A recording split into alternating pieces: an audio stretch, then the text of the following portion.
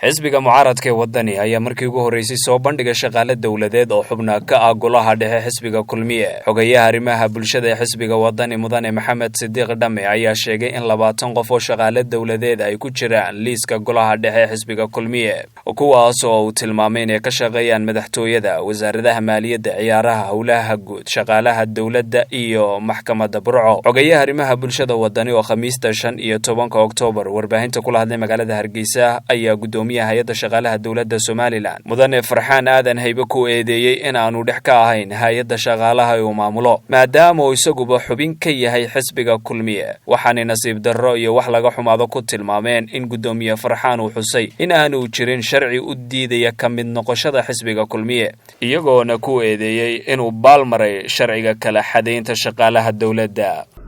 waxaan dhex ka ahay hay'adda shaqaalaha maadaama uu yahay xubin ka mid ah xisbiga kulmiye golihiisa dhexe.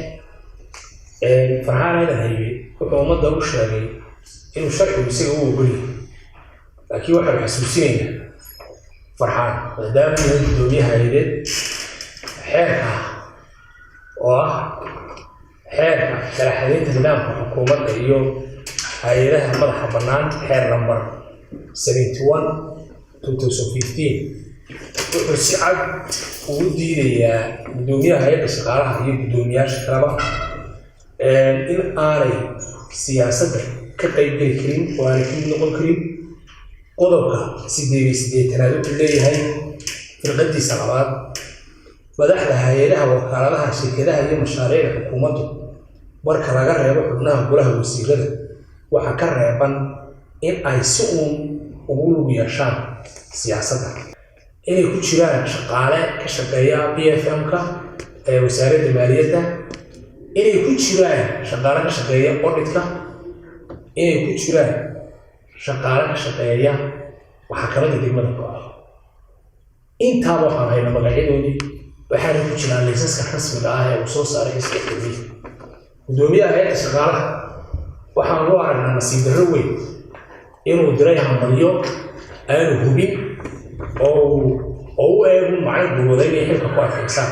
dhinaca kale mudane Maxamed Sidiiq Dhame ayaa sheegay in gudoomiyaha hay'adda shaqaalaha dawladda Somaliland uu indhaha ka qarsanayo shaqaalaha dawladda ee ku jira golaha dhexe xisbiga kulmiye, isaga oo na tilmaamay in indhaha gudoomiyaha hay'adda shaqaaluhu kaliya ay hayaan shaqaalaha mucaaradka ah. gudoomiyaha hay'aduna wuxuu madii haddana la hortaagan yahay isagu leeyahay shaqaale kuma jiraan, annagoo liiskii 20 qof baan ahay. marka gudoomiyaha miyaan halka ka muuqanaynin in aanu dhex ka ahayn shaqadan la hayo, oo aanu dhex u ahayn shaqaalaha uu maamulo, oo shaqaalaha kulmiyana aanay qabanaynin ishiisu shaqaalaha mucaaradka ama si u ah ama aragti qorana wiiga u weriyay. imanka toddobaadkan ku jiro inaan baa lagu weriyay shaxmarina loo sheegay in uu xafadka haddana shaqaalihii dawladda uu Farxaan maamulay oo kuwa liiskii golaha dhexe xisbiga kulmiye ku jira. hadalkan xogayaha xisbiga wadani ayaa ku soo beegmaya xilli toddobaadkii hore uu gudoomiyaha hay'adda shaqaalaha dawladda Somaliland uu hoggaanka xisbiga kulmiye ku wargeliyay in aan liiska golaha dhexe lagu darin shaqaale dawladeed. Xamse Xayd, wararka laanta afka Soomaaliga ee CBA TV, Hargeysa.